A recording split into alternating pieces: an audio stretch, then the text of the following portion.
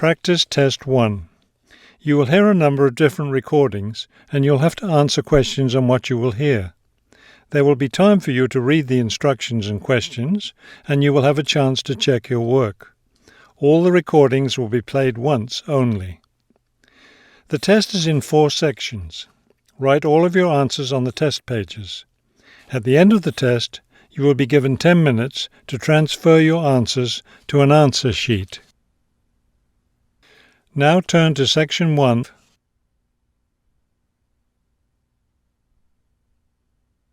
Section 1. You will hear a man asking for information about language classes over the phone. First, you have some time to look at questions 1 to 4 on page 5.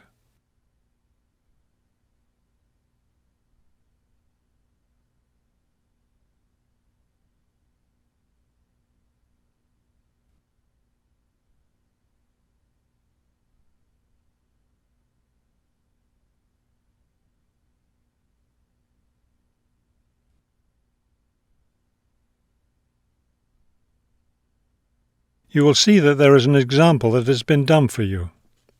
On this occasion only, the conversation relating to this will be played first.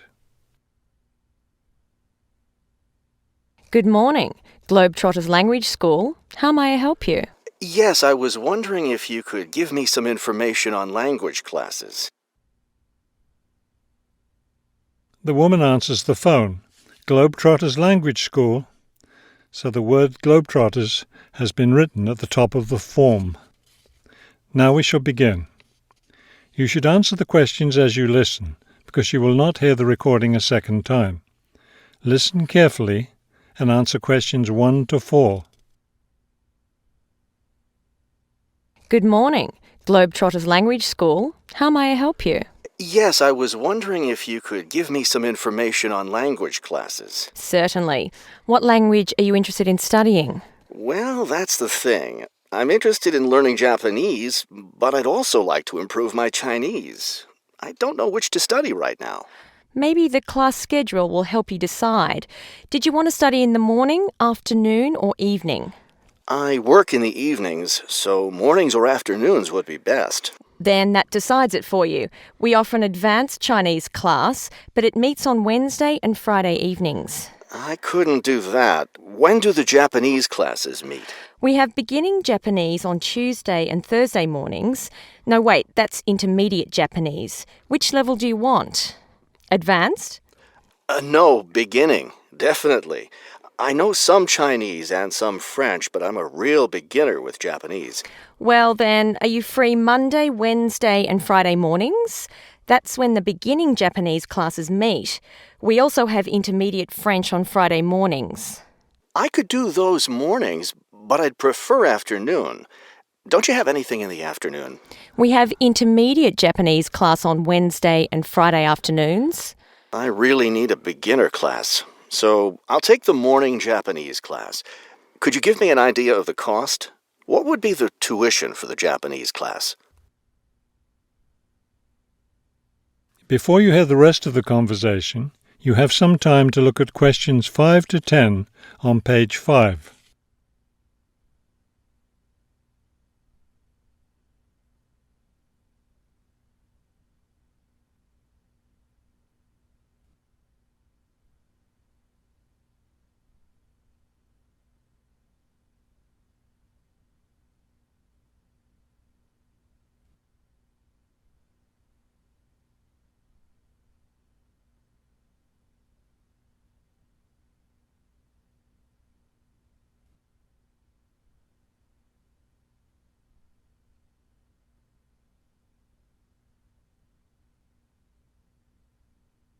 Now listen and answer questions 5 to 10.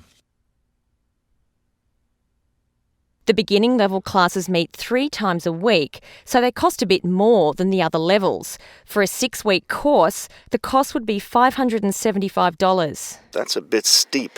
If it's hard for you to pay that much, you could sign up for just 4 weeks of class and pay $410, or you could pay for 1 week at a time at $125 a week. That comes out to be much more expensive once you add up all the weeks. That's true. You can save money by registering for 2 levels together.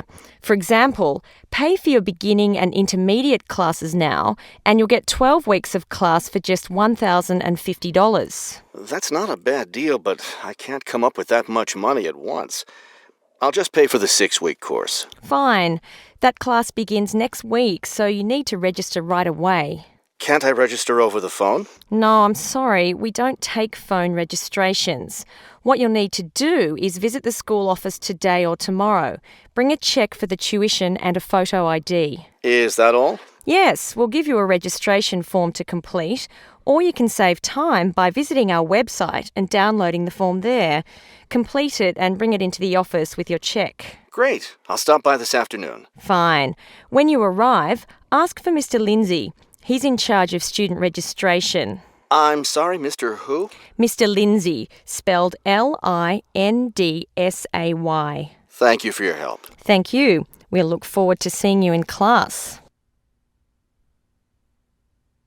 That is the end of section 1. You now have half a minute to check your answers.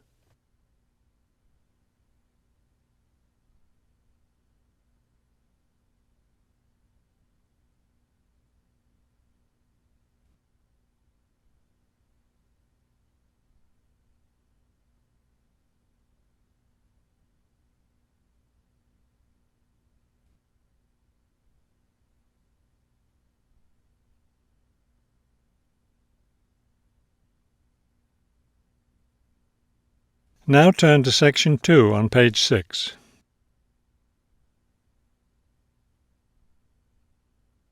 Section 2. You will hear a tour guide giving information about a shopping district. First, you have some time to look at questions 11 to 15 on page 6.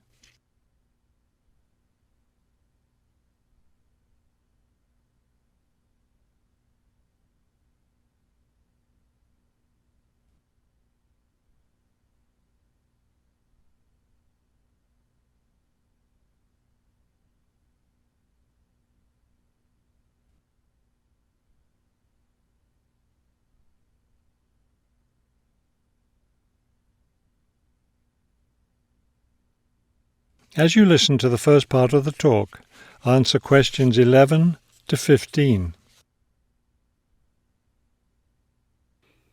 This afternoon, we'll visit the city's shopping district. Several blocks in the area are closed to car traffic, and I know you'll enjoy walking around there. I'd like to give you an overview of the district now, since you'll be on your own once we get there.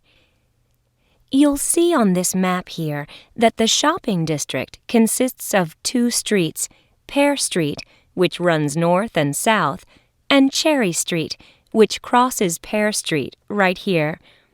Let's start our tour here on Pear Street, where the star is. This star marks the Harbor View Bookstore. It's very popular among locals as well as tourists. You can buy a range of books of local interest, as well as a variety of magazines and newspapers. It's directly across the street from the city library, which is also worth a visit. It's in one of the oldest buildings in the city and contains, among other things, an interesting collection of rare books. Now, moving up Pear from the bookstore toward Cherry, the next building on the left is the Pear Cafe. You'll notice it's right on the corner of Pear and Cherry Streets. It's a great place to relax while enjoying a delicious cup of coffee or tea. You can talk with friends or read quietly. They have a variety of books and magazines available.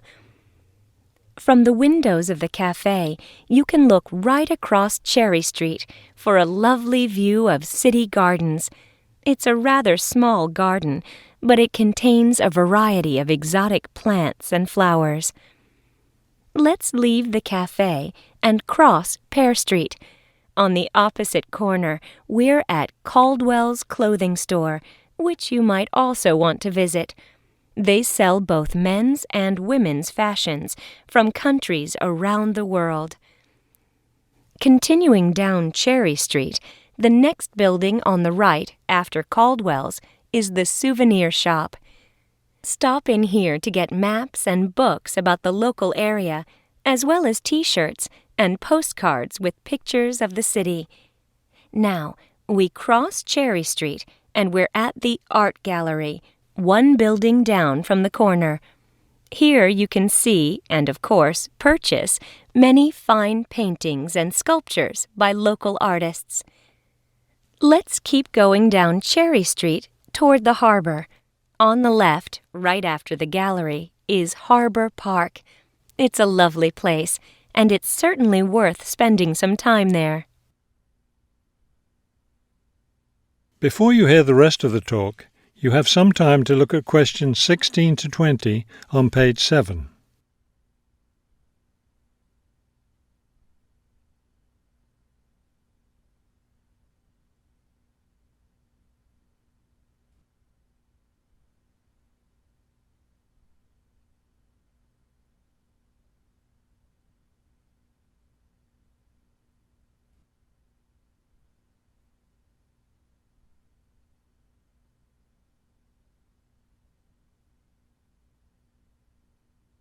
Now listen and answer questions 16 to 20. Harbor Park was built on land donated to the city by Captain Jones, a lifelong resident of this city. Captain Jones designed the park himself, and it was built in 1876. Exactly in the center of the park, a statue of Captain Jones was erected, and it's still standing there today. It shows Captain Jones on the bow of his ship. After viewing the statue, you can follow the path that goes through the woods just behind. It will lead you to a lovely garden, in the middle of which is a fountain. This is a nice place to enjoy a few quiet moments. If you still feel like walking, continue on to the far end of the garden. There, you'll find a wooden staircase, which will take you down to the harbor. You might enjoy the view of the boats from there. There's also a walking path along the water, which will eventually bring you back up to Cherry Street. You can see that there's plenty to do in this part of the city. The bus leaves at 1:30. That is the end of section 2. You now have half a minute to check your answers.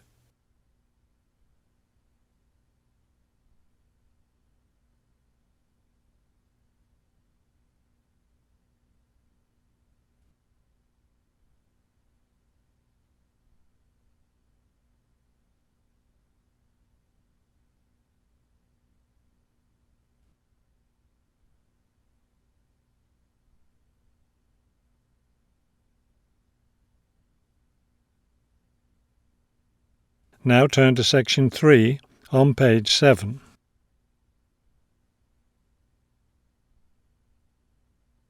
Section 3.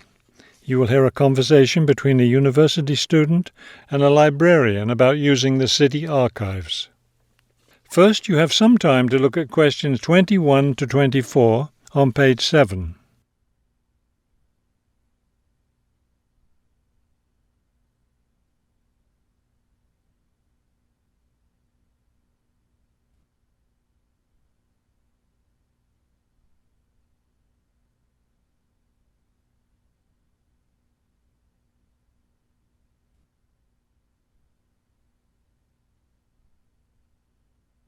As you listen to the first part of the conversation, answer questions 21 to 24.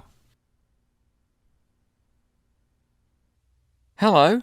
I was wondering if you could give me some information about using the archives? I'd be happy to. Are you a resident of the city?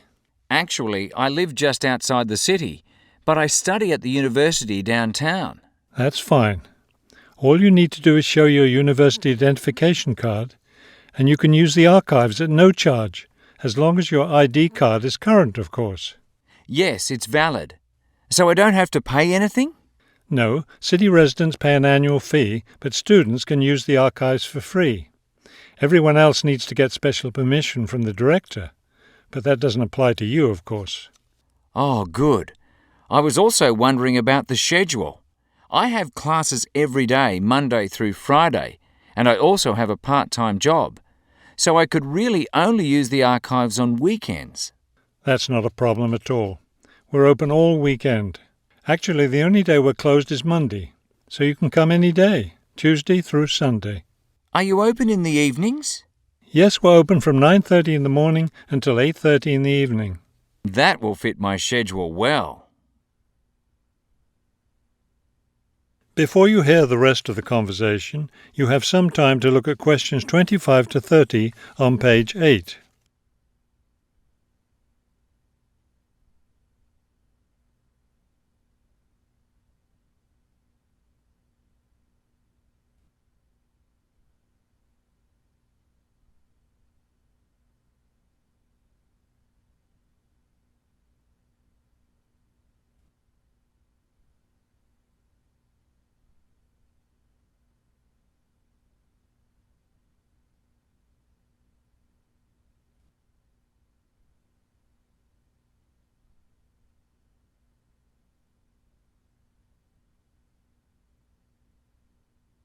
Now listen and answer questions 25 to 30.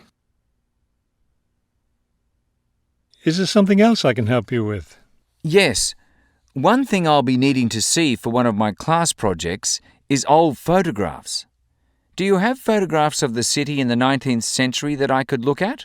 Yes, we store all the photographs in the basement. Those stairs over there will take you down to the photography collection. Just tell the librarian there what you're interested in, and he'll help you. Those would be 19th century photographs? Yes, the entire collection is there. Now, if you're interested in seeing documents from the 19th century, those are right here on the ground floor. I would like to see some of those documents. Does that collection include newspapers too? No, all the newspapers from the earliest ones in the 18th century up to the current time are on the second floor. Here, let me just give you this map of the archives and you'll be able to find whatever it is you need. Thank you. Oh, I see you have a whole room devoted to maps. Yes, on the third floor. That's great, because one thing I need to do is look at how the city has developed over time. I'm sure you'll find a lot of helpful information there. Of course, some of the maps are several centuries old, so generally visitors are only allowed to see photographic reproductions of them. That shouldn't be a problem. What's this on the fourth floor? Ogden's Woolen Mill. As I'm sure you know, Ogden's Woolen Mill was the major entity responsible for the growth of this city in the 19th century. The Ogden heirs gave money for the archives to devote an entire floor to information about the history of the mill. Will I be able to find information about the Ogden family there? Photographs, personal papers, things like that? Probably the family photographs are stored downstairs in the photography collection.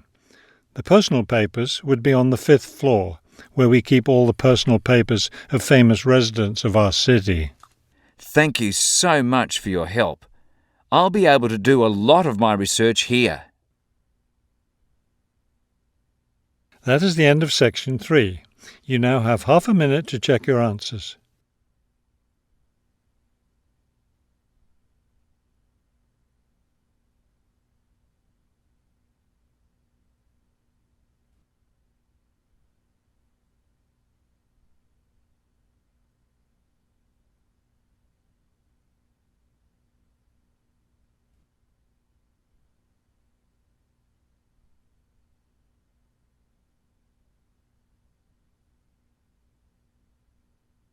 Now turn to section 4 on page 8.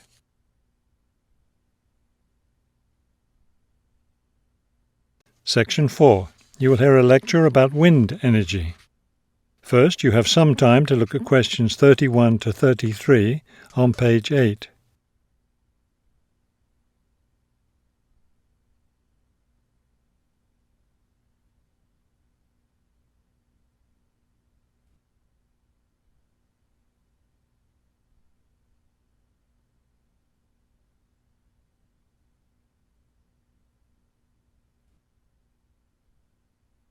Now listen carefully and answer questions 31 to 33.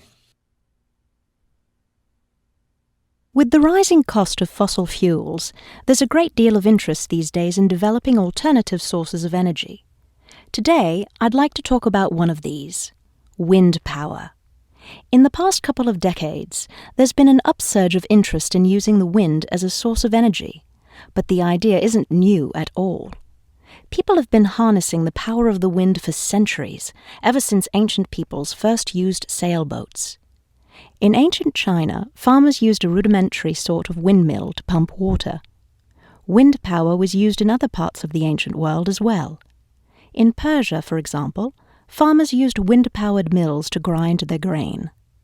During the Middle Ages, in the Netherlands, people went back to the ancient idea of using the power of the wind to move water. They used windmills to drain lakes, thereby creating more land for farming. Before you hear the rest of the talk, you have some time to look at questions 34 to 40 on page 9.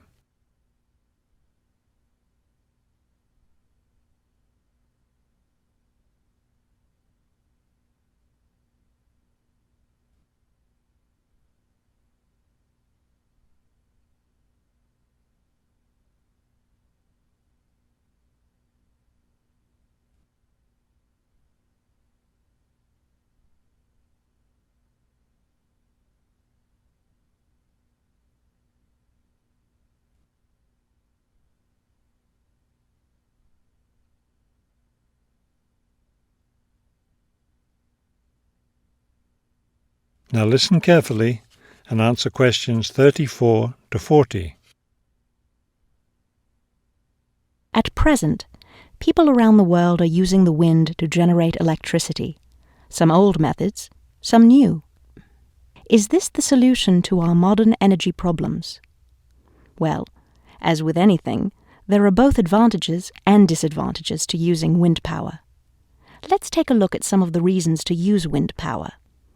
One of the biggest problems with using fuels, such as oil and coal, is pollution. Wind power, on the other hand, is clean. It causes no pollution and therefore doesn't contribute to global warming. Another great advantage of wind power is that it's a renewable resource. Oil and coal reserves are limited, but will never run out of wind. Economics is another reason to use wind power. Using the wind to generate electricity costs less, much less, than running other types of generators.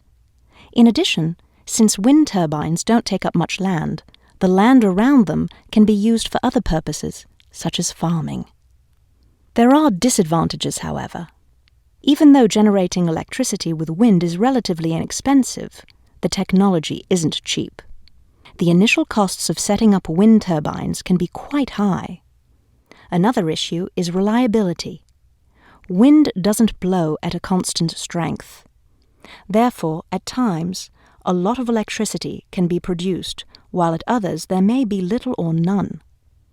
Wind turbines usually have to be located in rural areas where the land is open. Their distance from cities, where the most electricity is needed, is another issue. Although wind is considered to be a clean source of energy, wind turbines cause their own sort of pollution. Wind turbines are usually placed in high, open areas where they're easy to be seen. Rural residents often feel that the beautiful local scenery is spoiled by the sight of the wind turbines. In addition, wind turbines aren't quiet. In fact, one wind turbine can produce as much noise as a car traveling at highway speeds. That is the end of section 4. You now have half a minute to check your answers.